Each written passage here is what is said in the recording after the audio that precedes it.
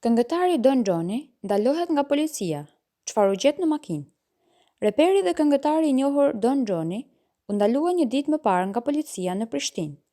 Ai po udhëtonte me mikun e tij, ku efektivët e ndaluan për kontroll në rrugën Tirana.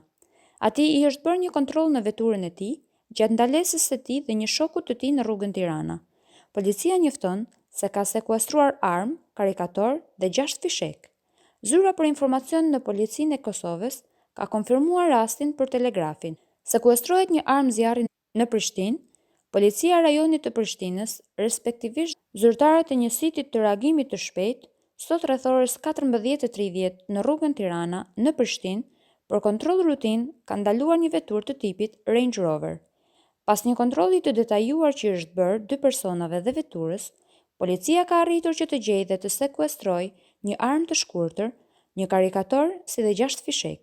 I dëshuari FS, mashkull 25 vjeç, shtetas i Republikës së Kosovës, është dërguar për intervistim në stacionin policor Qendra në Prishtinë.